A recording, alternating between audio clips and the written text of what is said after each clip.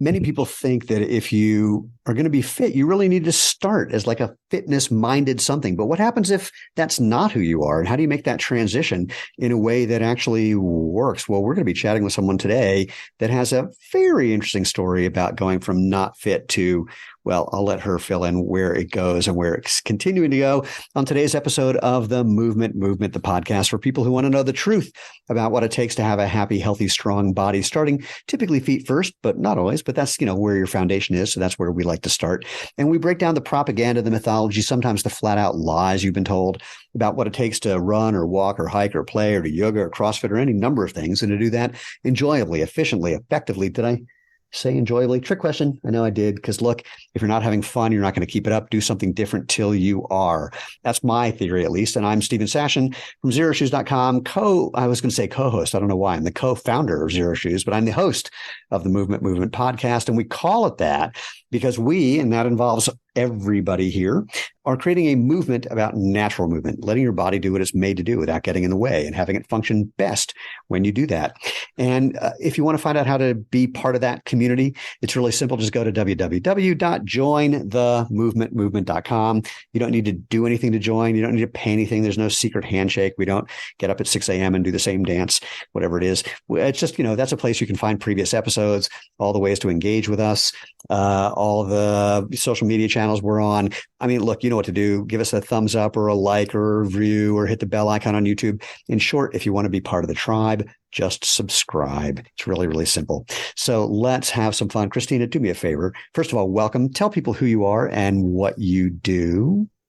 Hi, everyone. My name's Kristina Canizares, and I am the founder and coach at Fit and Bendy in Los Angeles. And I am currently calling myself a movement coach, but it's only because I haven't really thought of a good way of describing what I do. I teach Pilates. I teach the sort of personal training, kind of strength training.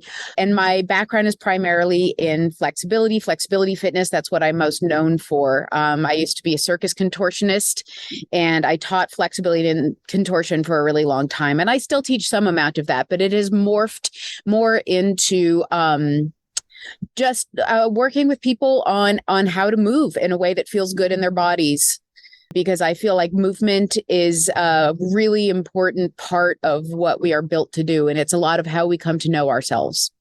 And as I hinted at the opening, you did not start out as a fitness-minded human being. I really didn't. As a kid, I was pretty frail, and I was teensy-tiny, and I had just no strength, not particularly coordinated. I remember having to do the presidential tests, which I don't know if people could do those in school. I don't know. I don't know if they still do it, but that was the presidential physical fitness test was one of those interesting things. Like, I was really good at everything, but there was a 600-yard run. Now, I'm a sprinter, so 600 yards, I could barely make that one. But my favorite part about the 600-yard run was when we were doing this, we had someone in her class, I won't mention her by name, but who was really, really not fit. She was also the girl who matured faster than everybody else, was, the tallest person in the class, and ran super, super slow with her head just looking at the ground the whole time. So we finished the 600-yard run, and everyone's like, what was your time? What was your time? And then they would look at her and say, how much money did you find? Because she always found money along the path. There are perks for everything. But yeah, no, I was that person who came in last at everything. And, when they were picking teams for sports, would you take her. No, you take her.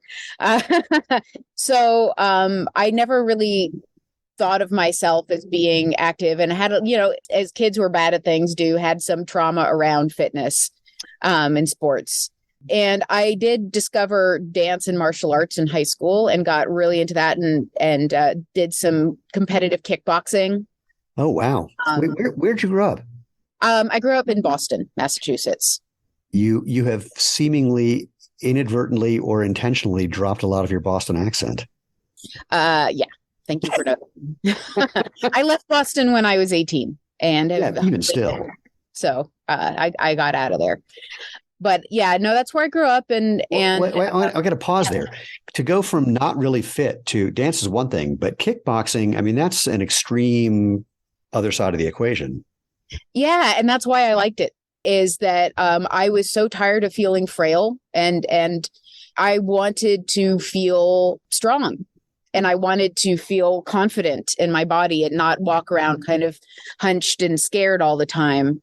And hitting things seemed like I had some anger issues too. I was a little goth girl. There's some rage in there. And I really like the idea of learning to hit things. And I went in there and I, they were like, wow, you're super flexible. I could just lift my leg right over my head, like, incredibly flexible. But I had zero strength. They'd put a weight in my hand and be like, all right, you got to start lifting weights. And I couldn't do a bicep curl with 5 pounds. It was too heavy. That I was like an absolute little frail little flower. And, I had also struggled with chronic pain from a very young age. I had a lot of back pain and hip pain. And at the time, I go to the doctors and they were like, basically it was like, too bad. There's nothing wrong with you. I'm using air quotes. And it wasn't until many, many years later that I realized that I have hypermobility syndrome. Many, many years, like well into adulthood, that I figured out that was a thing, because nobody was talking about that at the time. I was a kid in the 70s. And it really, like, as soon as I heard that, everything clicked into place. Like the whole story made sense. But at the time, it's just like, wow, she's just super frail, and everything we try to do with her, she just hurts herself. So hypermobility syndrome, what's the actual thing that's happening in your body that gives you the hypermobility? Well, it's actually a bunch of different things. One of the things is just the composition of the connective tissue and muscles themselves. So connective tissue is the sacs around your muscles. It's your tendons, it's your ligaments. It's kind of the things that hold you together and give you a shape. And generally, for most people, it's mostly collagen. So it has a little bit of stretch to it. There's some elastin, some amount of stretch, but it's pretty strong. Yeah. And, it kind of holds your joints in place and gives you this nice sort of springy stiffness as you move through life. If you are hypermobile, generally you have a much higher percentage of elastin in that tissue. So that tissue, instead of being strong and holding you together, kind of goes blah, blah. It's way too springy and stretchy. And then the other thing is there's a pretty strong neurological component to it as well. So in our bodies, if our muscles stretch too far, there's this reflex, a stretch reflex that says, you've stretched too far, and it kind of pulls you back in. Hypermobile people don't have as much of that stretch reflex. So our bodies are often capable of moving into positions where we don't actually have the strength to hold ourselves there. And it kind of, it goes like flop, drape, smoosh. And so you can get into all these crazy positions. And as a kid, it was fun. I could just like wrap my spine around my skull and like freak people out with how flexible I was, do all these like crazy flexibility tricks. But I was also getting hurt all the time, and I couldn't curl 5 pounds. And there's also a real proprioceptive problem when you're hypermobile, where without that stiffness in the joints, a lot of this proprioceptive feedback that we're supposed to get from our joints and muscles doesn't really compute on the same level. So we don't tend to feel things as well, which makes us wobblier. Balance can be a lot harder. Control, just knowing where your body is in space. We tend to prefer like big, extreme movements because that's what we can feel. Right. But that's also risky, because we don't always have the strength and ability to control that. Well, first of all, I appreciate that you actually know what proprioception means. It's obvious that you would, but most people think it's about what you're feeling. I mean, in the barefoot running world, it's like, what you're feeling on the ground. It's like, no, it's where is your body in space. Yeah. And in fact, it's something I talk about with people who are learning to run at all, but especially if they're learning to run in bare feet. There's a group of people who they don't have great proprioceptive skills, and of course don't know, because how would you know what you don't know? And my favorite is someone who said, hey, the rubber on your shoes is faulty because I'm wearing it out on the heel. And I said, well, you're overstriding and heel striking, because that's putting force on the ground, and that's what's causing that.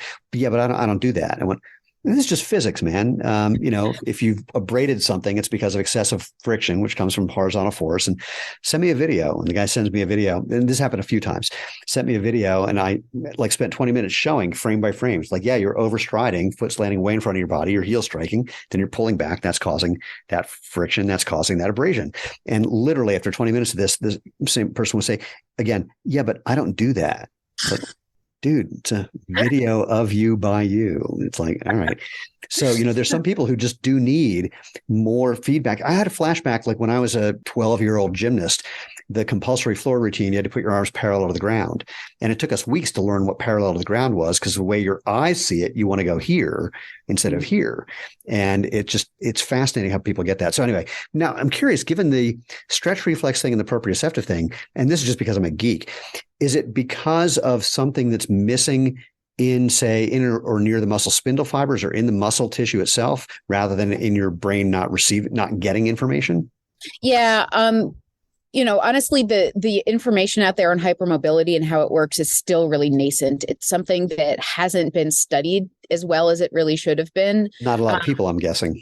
It's more than you would think. And so I should be clear that hypermobility is a spectrum. Right. So some people have just a small amount of it, and some people have like a severe amount of hypermobility, which goes into the range of Ehlers-Danlos syndrome, which is basically means that you have a level of hypermobility that will affect you beyond just movement issues. It can affect digestion, cognitive abilities, emotional stuff, your ability of your body to move blood and lymph through the system. Wow. And, I have clients with Ehlers-Danlos, and it's a whole, it can have a massive effect on people's lives, can be really, really damaging.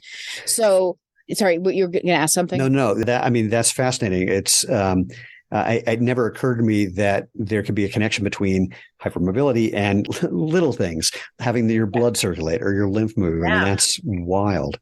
You have to have some amount of stiffness in your body to have enough pressure to drive, the blood back towards your heart from your feet. So like a lot of people at Ehlers-Danlos have to wear, constantly wear compressive socks or stockings because their lower limbs will swell up, or they have to lay on their back with their feet up. So when did you actually take that and turn that into doing circusy things and being a contortionist? Well, when I was 23, I had a really, really severe medical incident that almost killed me. And at the time I was in school for economics, because that's kind of what was expected to me to get a real degree. And after that happened, I was kind of like, you know what? Screw it. I've always loved dancing. I know I'm late to the game. I'm going to be a dancer. And, I did. I became a dancer and did that for a long time and really used that as a path to healing for my body, because I was pretty messed up and really throughout my 20s had some very serious health issues and was diagnosed with chronic fatigue and fibromyalgia, which are also, like neurological autoimmune issues. And dance and movement really became my way of resetting my relationship with my body and finding healing. And I loved it. And then when I was 30, I met someone who was a circus performer and was like, hey, you're naturally really flexible. Have you ever thought of trying contortion? And I was like, ha ha. And she said, actually, there's a woman. I was living in the Bay at the time. There's a woman in San Francisco who teaches contortion. I was like, teaches? Yeah. Huh. That sounds wild. I got to go try that.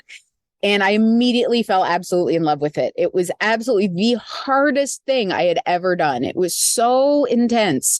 And I love the woman who's the coach there, named Serchmaa Byamba. She runs the Mongolian Circus Contortion Center. And we just became fast friends. And I trained with her for 5 years. I actually went to Mongolia with her and trained there with the circus. Oh, man. And at the time, for someone to start contortion at 30 was absolutely unheard of. Everyone was like, what are you doing? It's more common now, but I was obsessed with it. I loved it so much. And I was like, I know this doesn't make any sense for my life. I don't know what I'm going to do with this, but I need to do this. I need to find, there's something in here for me that I need to find. So, I never became Cirque du Soleil soloist or anything like that, but I got way better than I expected. And I did perform for a while and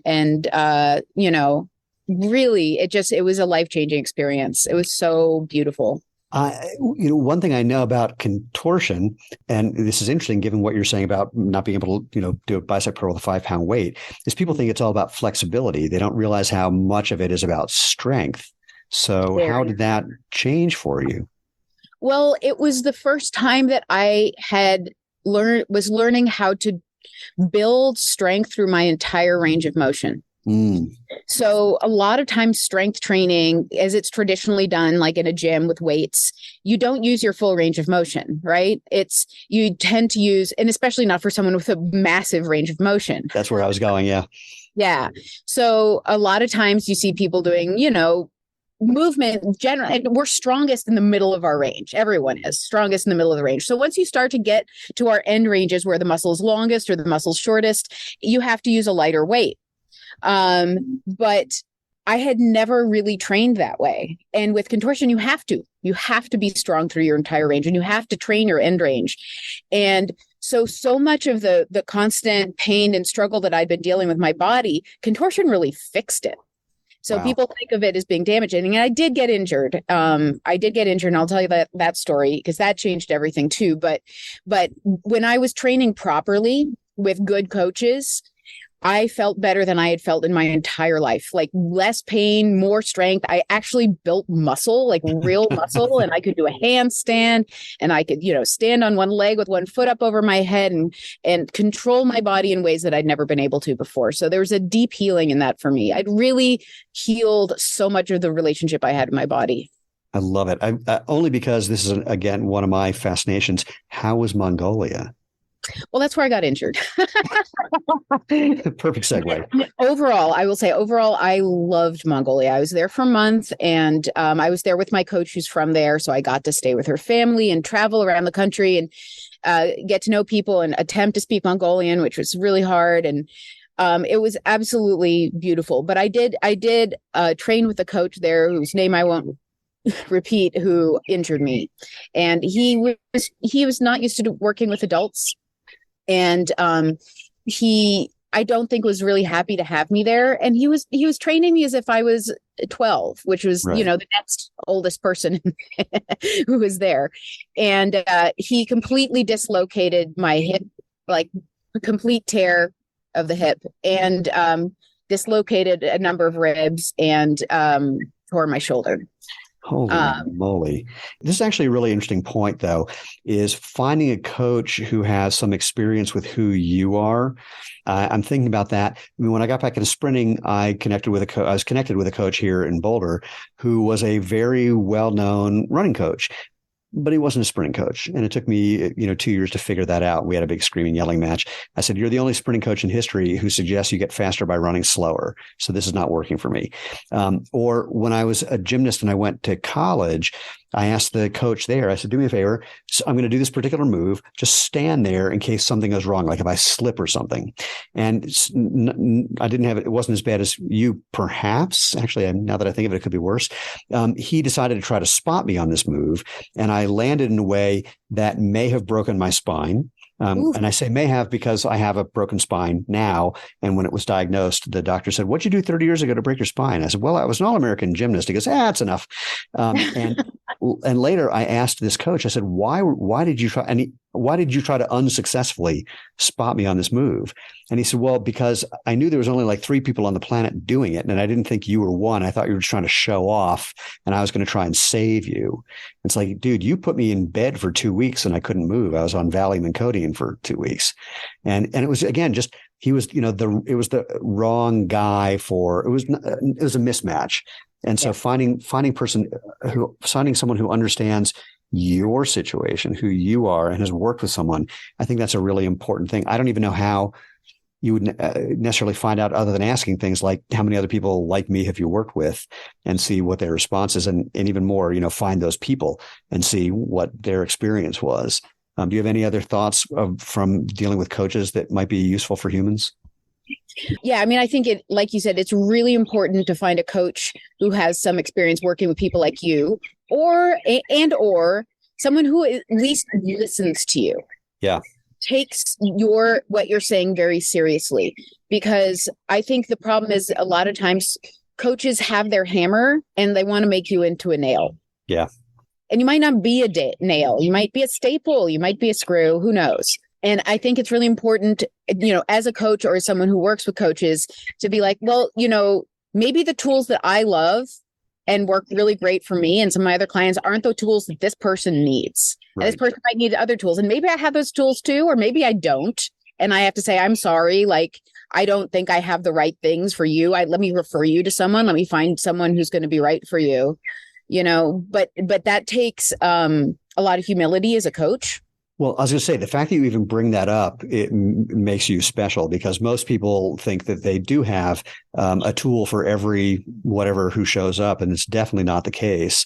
I mean, I was really lucky. My gymnastics coach is one of these guys who to this day, we're still friends. I mean, 40 something years later.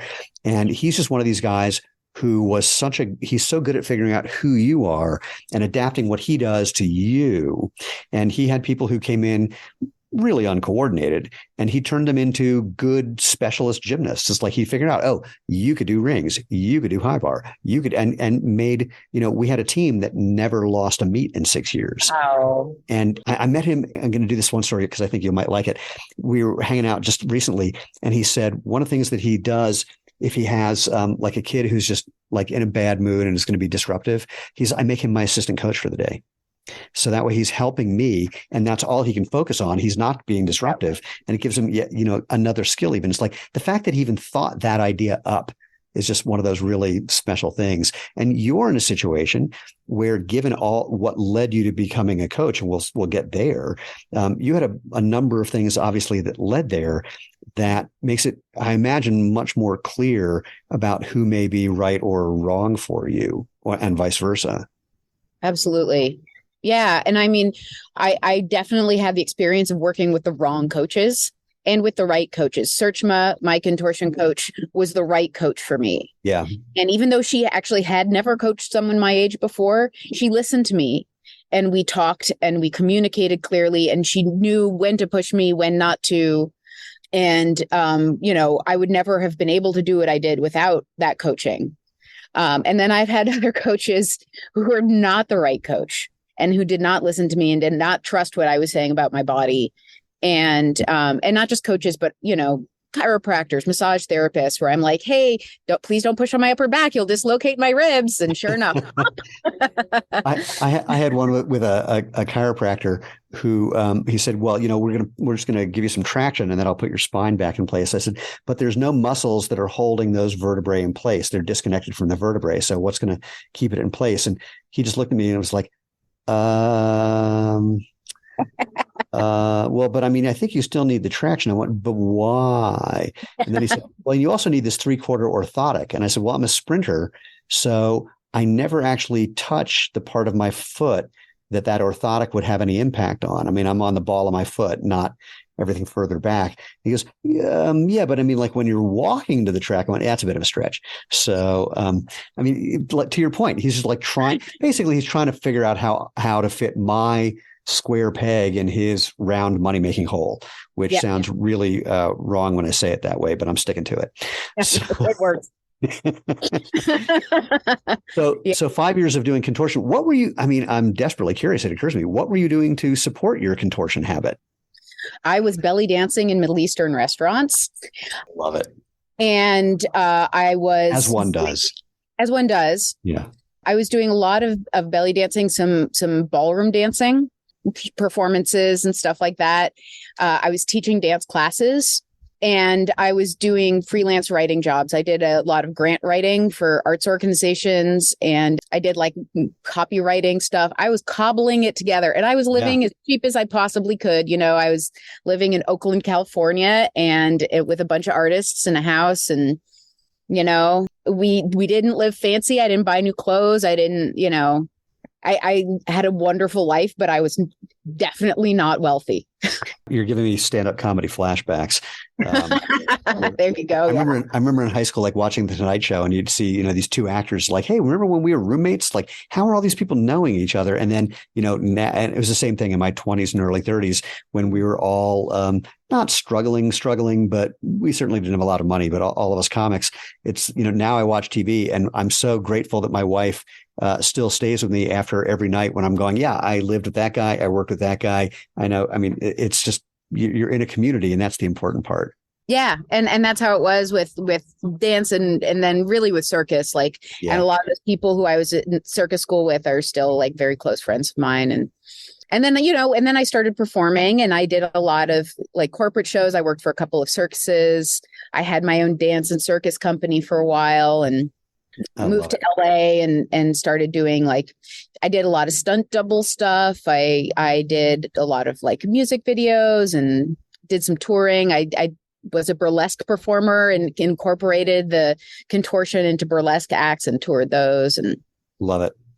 So from there, I mean, we're finding our way from you being a frail, hypermobile child to now really finding yourself in dance and contortion.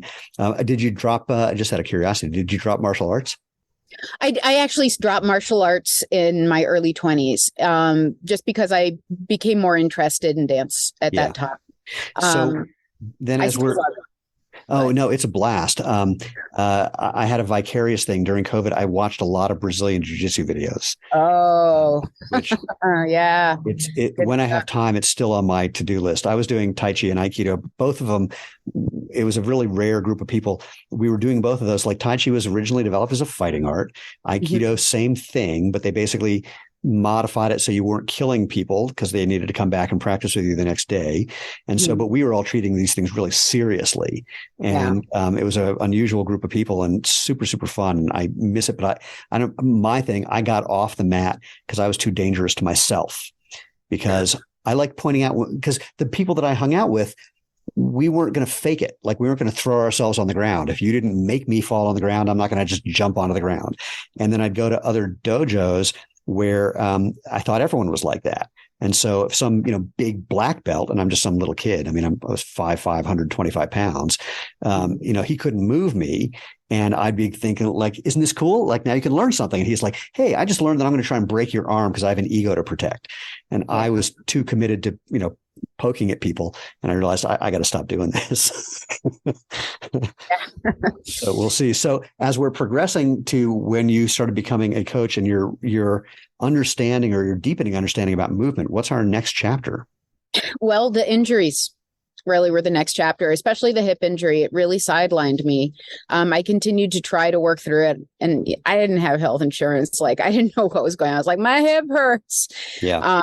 And I finally got an MRI, and, the doctor was like, I was 36. I was 36. And the doctor was like, well, your ligaments are all torn. And as a result of continuing to work on it, you now also have like tendinitis in your hip. And it's created like your SI joint is out. Like, my hip was a mess, and it was creating all sorts of problems radiating up and down the chain. And he's like, we're going to have to do surgery. We're going to have to go in there and like replace those ligaments. And, you've had a good run. You're too old to be doing this anyway. And, this is the end of your career. And I was like, I was so depressed. I could not imagine stopping. I couldn't imagine stopping. And I kind of stewed on it for a little while. And I was like, you know what? I'm just going to see if I can fix this on my own. And I started seeing a physical therapist. I started doing a lot of Pilates. Pilates, something I always recommend to hypermobile people because it saved me. It taught me so much about my body. It really taught me how to strengthen through my full range in a way that was different than contortion, because it enabled me to actually feel the entire range instead of only feeling the ends. Interesting. And just little by little, I was like, oh man, I'm starting to feel better. And a year later, I was back on stage. And actually was better than I was before, because I had strengthened myself and I'd fixed some of the things that were problematic in the first place through the rehab. And then at that point, I was living in LA, and a circus school had just opened up down here. And, they were asking if I wanted to coach some contortion and flexibility. And I was like, what if I take some of these principles that I've learned through my own rehabilitation and start applying it to the way that I'm teaching people from the beginning? So changing the way that you learn it in the first place. And from there, Fit and Bendy was born. Well, so give me an example then of what it's like to sort of turn things on its head and start there So I'm trying to find something to hold on to for what that would look like, or if I was coming to see you for the first time, what we would do. So I'll give you an example. Let's talk about hamstring flexibility. I always like to start with hamstring flexibility because it's something everybody wants and we always talk about, and it's a really easy example. So traditionally, the way that one would stretch a hamstring would be to do some sort of passive stretch. So there's a lot of sitting on the floor, you got one knee bent, the other leg straight out in front of you, and you try to lean over that extended leg.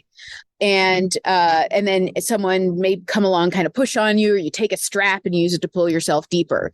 Well, this is passive static stretching, right? This is like, I'm going in here and I'm going to hang out and I'm going to breathe and I'm going to hope that muscle relaxes and I can start to get a little deeper over time. And maybe I cry just a little bit because it sucks so much, So what I would do instead is I would have people lay on their backs and lift their leg up towards their face. And do a whole bunch of different exercises, bending and straightening the knee, flexing, pointing the foot, moving the leg side to side, lifting and lowering it, moving it around. And then at the very end, they used a strap to kind of start to bring that leg in a little bit closer. But what I'm trying to do is start with the muscle that's shortening, the hip flexors. Right. And the ability of the hip flexors to shorten and bring that leg in. And so I'm creating that strength in the shortened side that supports the limb through the range of motion that we're building. So and this is what's so important for adult flexibility, is where if you're teaching a small child, it's okay to make massive changes in their passive range and then build a muscle around it because they weigh like 30 pounds. Right. And they don't have a lot of injuries and a lot of history and a lot of trauma in their bodies already. You take an adult body and you vastly and quickly increase the range of motion through extreme passive static stretching with someone standing on you or pushing on you.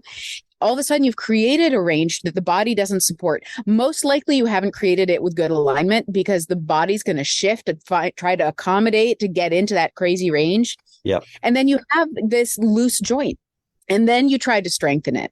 And the problem with that is like building strength in that way in an adult body, especially an older adult, it just doesn't build as easily. And we have a lot more weight that we're moving around, and we have all sorts of like crap that's happened to us in our lives. So if you build the range actively, it's going to be a slower process, but it's going to be a much healthier process. And it's a much more usable flexibility. It's much healthier for the body. So that's what the whole premise is built on. I love it. I mean, and this is, arguably it's contortion 101. It's the important thing is being able to move into that position with control and strength rather than just the fact that you can, which is totally, totally fascinating.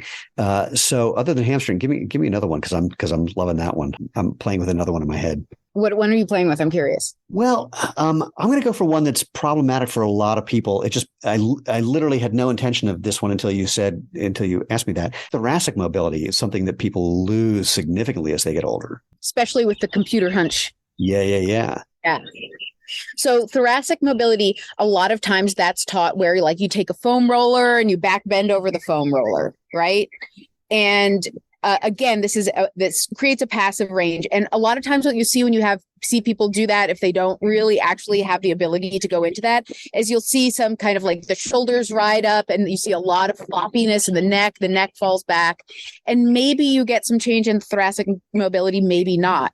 So what I'll have people do a lot of instead is work on in hands and knees, what it feels like to bring the sternum up and forward. Oh, interesting. And also, and I'll usually preface that with a lot of lower traps work, a lot of serratus anterior work, through planking, through side planks, through lifting the arms in a V shape up over the head. And because those are the muscles that you really want to get that actually are able to create that thoracic extension. But even more than that, it's like, why does the person not have that thoracic extension? A lot of times there's breathing patterns that you've got to look at. Are they able to use their transverse abdominis and their oblique muscles to support their bodies? Because if not, that could be a big cause of that thoracic immobility where your breathing mechanics and your core support are not there. So there's a lot going on that can create thoracic immobility. Well, I mean, there's a lot of what's the word I was looking for? Muscle insertions that impact that. But I like the overarching theme which if I could, is if you're looking to create mobility somewhere, you want to think of the thing that needs to be stronger that will allow that, rather than just doing some passive something that goes the other way. I mean, boy, when you talk about this, I think about gymnast stuff. I mean, gymnast, the most important motion is all just forward and really shoulders internally rotated. And I've spent, how old am I now? I'm 60 years old. I spent 40 years getting the gymnast out of my body. And it's, but the thing that was really fun, people were having me do all these kind of dopey little exercises for anything going on to get my shoulders back in place. And one day it occurred to me, I'm just going to do chin ups and pull ups and really just focus on that part, on that initial thing of just that forces my shoulders to get back there rather than just using my arms. And huge difference. And it's like, how come no one ever thought to suggest that? It seems somewhat obvious. Yeah. Doesn't it though? It does. Well, it only seems obvious if you're someone who's looking to investigate this. If you think about what we did when we were kids, and I'm older than you are, but when we were kids and you're in gym class, we're just, a lot of times we're just repeating what we did in gym class. And even with, or we'll pick up some exercise, some activity, and we just think, well, sure, I can just go out and do it. I mean, obvious example, running. People think, oh, you just go out and run. You had a response to that one. I did. Well, it's funny because like a few nights ago, my neighbor, who's a friend, called me and she's like, help, I need your help. Come over right now. And I come over there and she's like, I went to go play soccer with my pickup league tonight. And I was like out there 2 minutes and all of a sudden I thought someone had shot me in the back of the calf and like, I can't walk at all. She couldn't move her leg or calf. It was in full spasm. And so I worked on it for a while and I was like, so like, what's your warm up like for running? And she's like, warm up? And she's like, well, I take a strap and I really just stretch at my calves really good. And then I go run. And I was like, she's like, well, I've been doing it that way since I was a kid. And I was like, yeah, you're 35 now. How's it working for you, babe? So I was like, okay, she said, this is what my whole team does. The whole soccer team, they stretch their calves and they go out and start running. Holy moly. Yeah. Yeah. Running is what I remember. There was one of the first seasons of Shark Tank, someone came on with a device that was designed to help you learn to run better. And basically it was like a belt that had some elastic bands attached from the belt down to your ankles, with the idea being that it would help you learn to engage mostly your hamstrings properly. And I remember the sharks just saying, but everyone knows how to run. It's like, no, not quite so simple. No. Yeah. I mean, our bodies are these very complex, amazing creations with this incredible architecture and choreography that goes within it.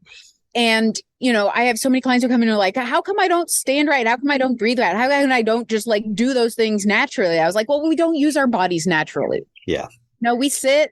We are not nearly as active and mobile as we're designed to be. And we also live way longer than we originally did. So now we have the issue of longevity that we're working on. But the main thing is we're just not active enough most of the time, throughout our lives. And, I feel like we don't know how to feel our bodies. So when you're working with someone, both about just, either getting them to have more or different movement, or getting some awareness of what's happening below their neck, what do you do with humans to help with that? I mean, the main thing I do at the beginning is I listen to people, because everyone has their own journey of how they got here. And so I think that in me listening to them, I'm hoping that they also listen to themselves. So if somebody were coming in, again, I'm pretending it's me for the fun of it, someone coming in to meet with you for the first time, let's do this for people who aren't meeting with you, but of course we're going to invite people to do that. If someone's just like imagining talking to themselves, or more accurately, imagining they're talking to you, but they'll be talking to themselves, what story would you ask them to be telling and what would you ask them to listen for? I want to know about their relationships with their bodies, because that is really the where it starts. That's the foundation, right? I can have all sorts of ideas about exercises that I can give you, but if you can't feel them, if you can't feel your body, if you don't have the ability to just be present with what's going on, then the exercises aren't going to really make a change. And I think this is the issue with a lot of physical therapies. You go into the physical therapist's office, you're like, my shoulder hurts. And they're like, all right, here are these exercises. You do them with the band. Here they are on a piece of paper. Go home and do the exercises. And it's like, oh, my shoulder doesn't really feel better. It's like, well, what else is going on? Are you breathing? How are you standing? And can you even feel your shoulder? Can you even feel the muscles that you're trying to access? Because without the ability to have that relationship, it's a relationship that needs to be healed and cultivated. And the movement is the way that you heal and cultivate that relationship. I'll give you one that I literally just realized the other day. You might get a kick out of this.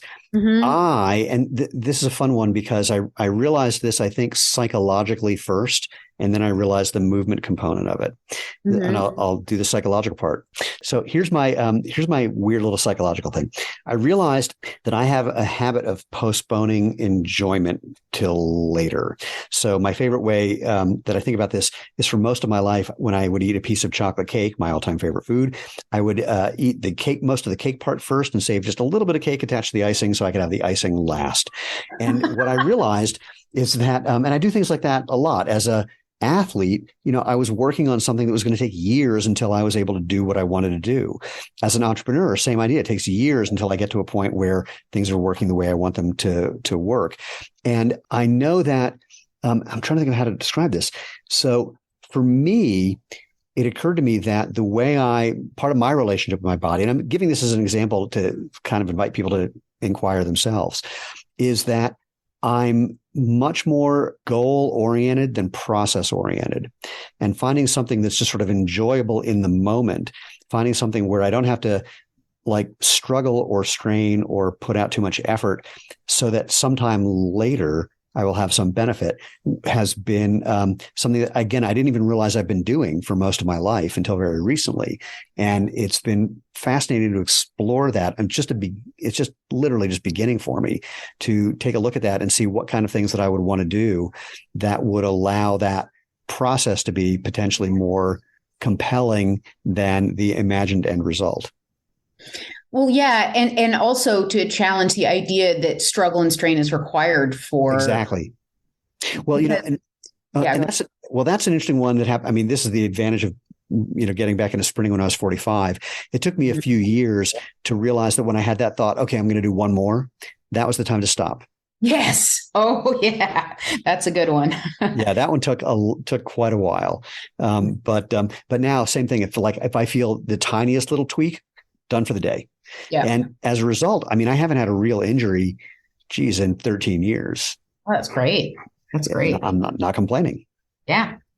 So, yeah, I mean, I think that a lot of the way that we are taught to think about, and I'm going to air quote here again, fitness. And I'm air quoting fitness because I think even the definitions of fitness really need to be reexamined a lot of the time. But the way that we're taught to think about it is like, you put on your gym clothes and you go to the gym and you suffer for an hour in order to try to get your blood pressure down and maybe you look hot naked or whatever. But there's nothing in that process that is about your relationship with your body or how you feel. Right. There's no feeling in it. There's no communication in it.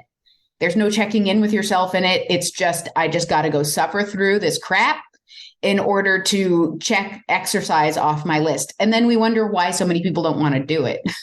Yeah, no, it's just putting in the numbers. It's just, my line is we go inside to work out instead of, doing something that's actually enjoyable. It's the opening line. If you're not having fun, do something different till you are. And now granted, there's some things where the stress or the effort of it is enjoyable, or one of the reasons I like sprinting is I like the competition, and that's a stressful thing, but there's something about it. And in fact, for masters track and field athletes, I joke that it's one of the things that we all have in common. We're really competitive. We're old enough to realize how stupid that is. We're old enough to realize that's not going to change. And so we just enjoy this stupid thing where, we're competing for nothing. There's no prize money. There's no nothing. Like at the beginning of a race, I've had this happen a lot where someone looks at me and goes, "Hey, have a good race." They're really intense. And I go, "Look, just get to the end, be healthy, have a good time. And oh yeah, by the way, I totally want to kick your ass." And so, let's just do the whole story because it's fun that way. Yeah, no, it is. And I love pushing myself. I absolutely love it. But I also have come to understand that the push needs to happen in a way that is still in relationship. Yeah. The push can't be something that I use to hurt myself or because I believe that the push is the only way that I'm going to be, quote, better, Right. So how else, thinking about people who are listening / watching, how else can we talk about how people don't necessarily feel what's happening with their body and some suggestion for what they might want to experiment with to kind of try something new? Well, I always start almost always, depending on the client, but my preferred places to go when I first start working movement things with people are feet and breathing. Because if those two things aren't working, none of your other workouts are going to go great. And very frequently there's some really good stuff to get into there. And so, how do you breathe? Can you feel yourself breathe? Can you control your breath? Can you hold your breath at the top and the bottom? Can you actually get rib cage movement? Can you feel your diaphragm? Can you feel the way that your transverse abdominis and your obliques contribute to breathing? Can you relax your neck and shoulders while you breathe?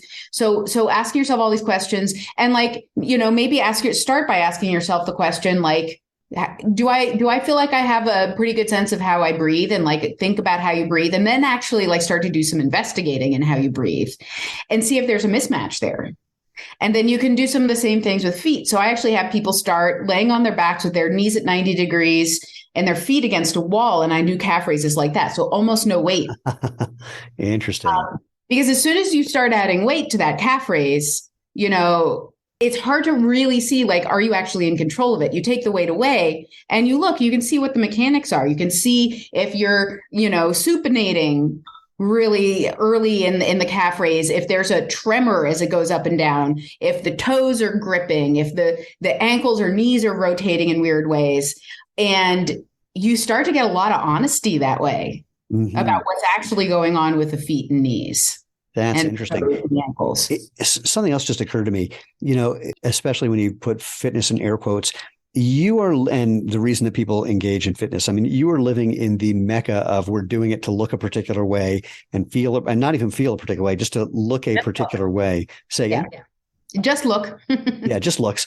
In fact, it's funny. There's a trainer that I know in LA. I was having dinner with him and all of his sub-trainers, if you will.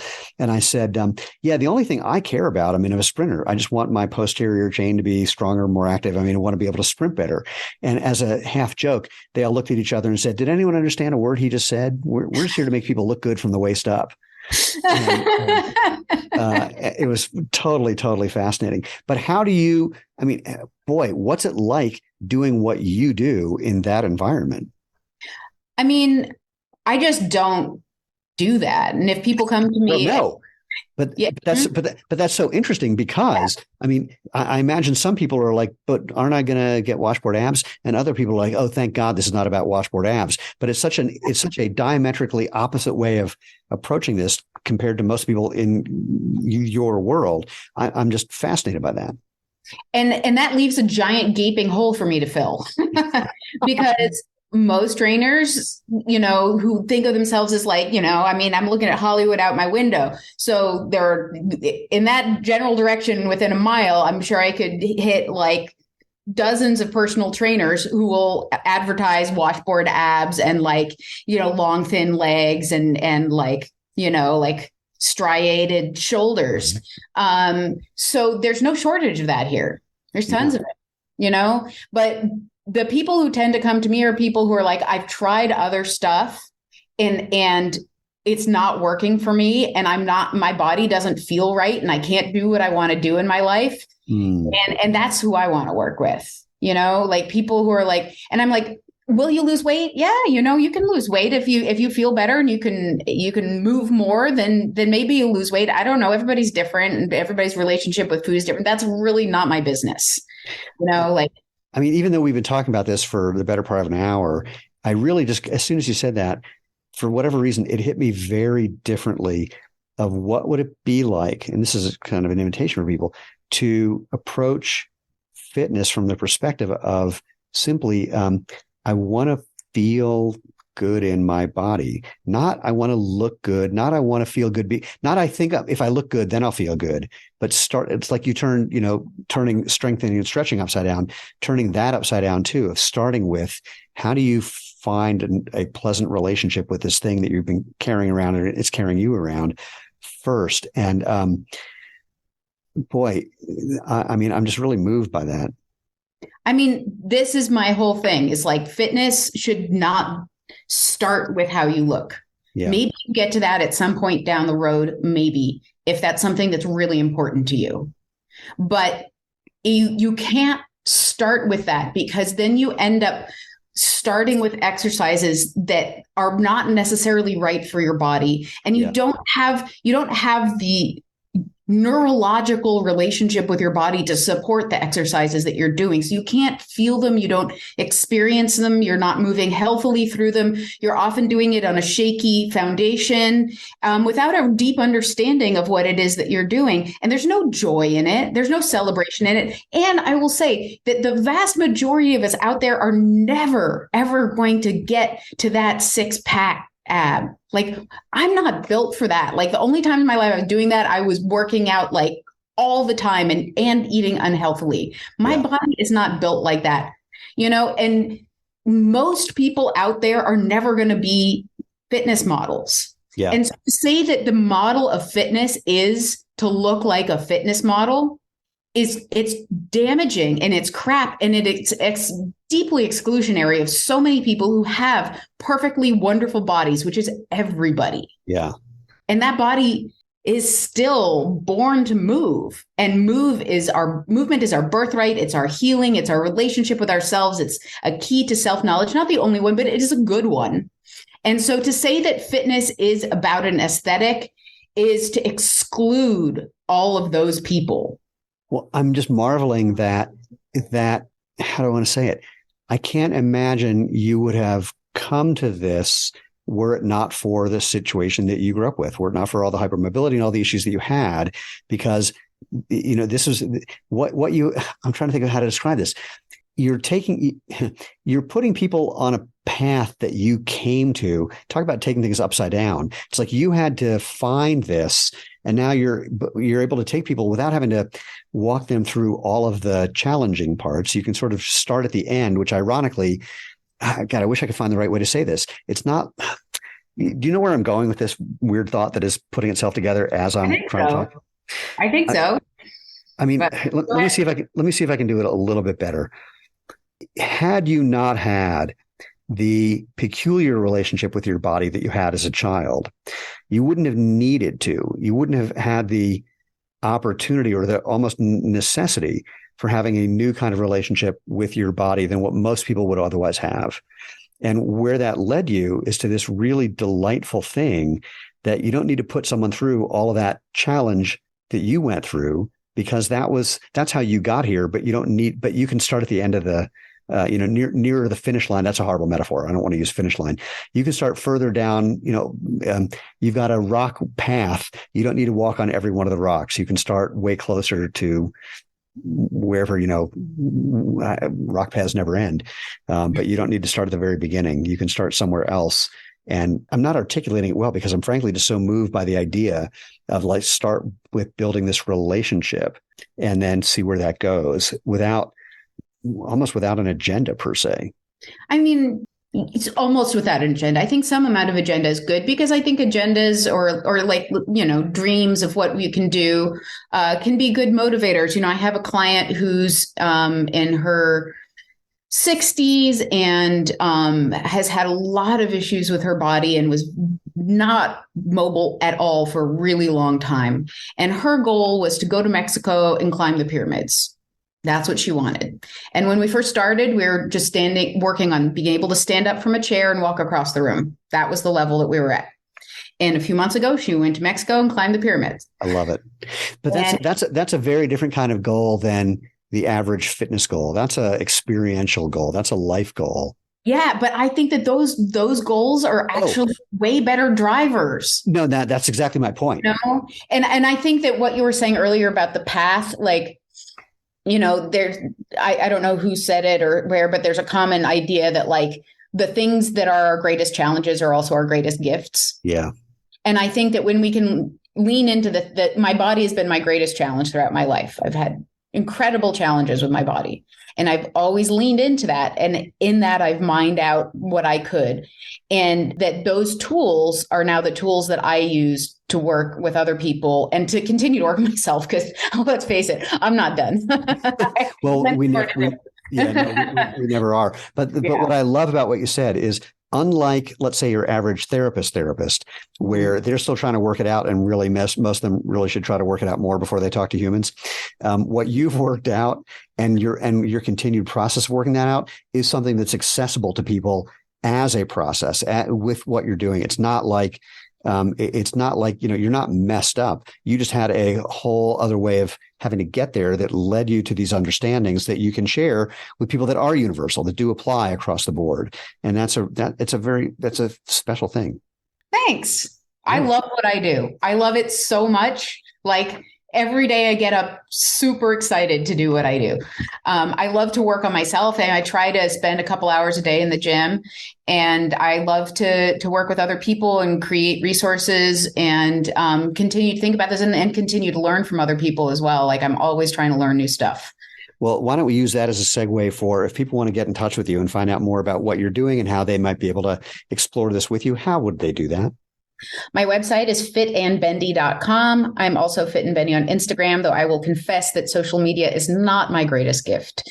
I don't post a lot. Trust me, I would not apologize for that. I was driving home a little while ago, imagining turning off all my social media accounts, changing my email address, and only doing things like, buying things online when I need them, and having like once a week check-ins with my friends. And it was the most blissful 20 minutes I've had in a long time. In fact, I had to stay in a hospital a couple of weeks ago. I did something that I don't think I've done in well over 30 years. I was not online for 2 days.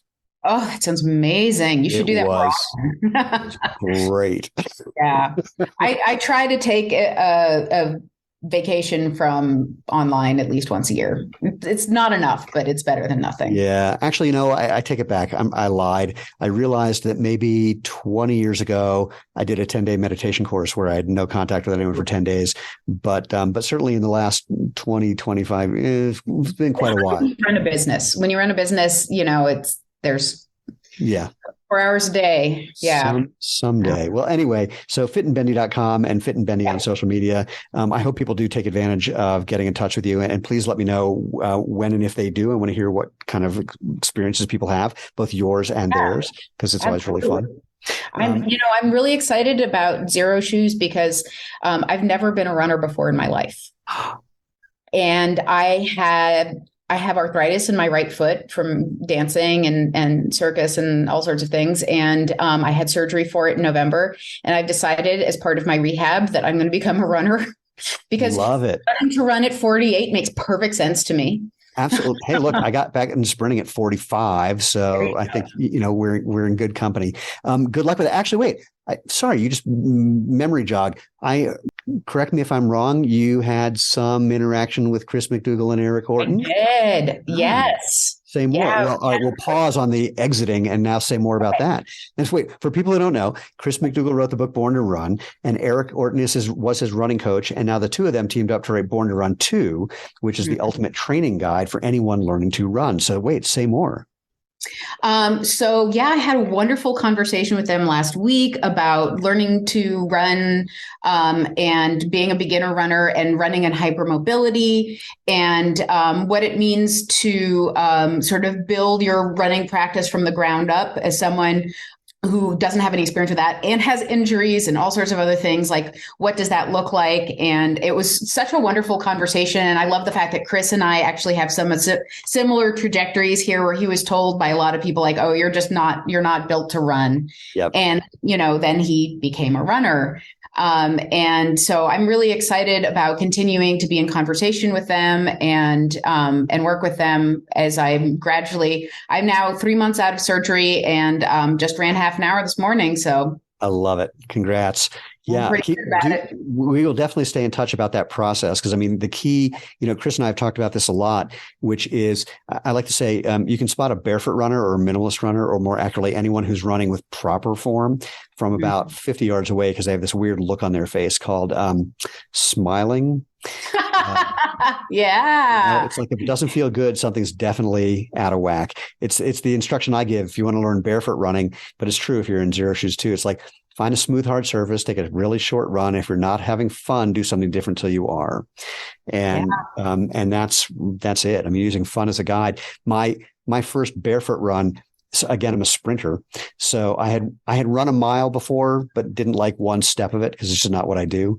And my first barefoot run was so fascinating, playing with my gait in different ways and playing with how my feet contacted the ground and just feeling all these different things, that at the end of this run, someone had a GPS watch. I said, how far was that? She goes, I was about 5K. I was like, I'm sorry, what?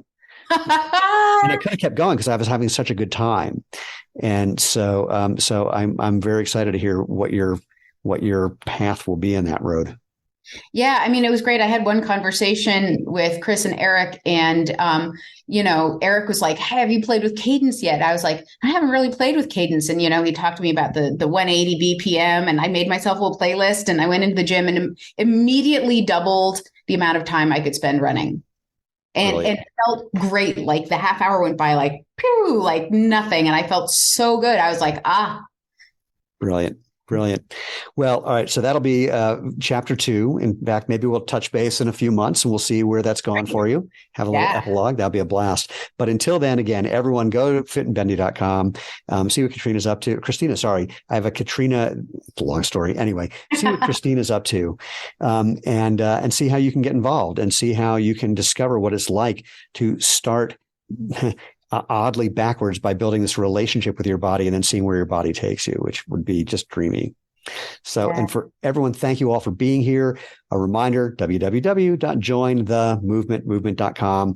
Find previous episodes, find ways to interact with us on social media, find the place where you can give us a thumbs up or a like or hit the bell icon on YouTube, etc. And if you want to reach out and ask me something, or have someone you think should be on the show, or tell me that you think I have cranial rectal reorientation syndrome or whatever it is, I'm open. Drop me an email. You can email me at move, M-O-V-E, at jointhemovement.com. And until then, go out, have fun, and live life feet first. Yay. Thank you so much for having me. This has been a blast. Pleasure.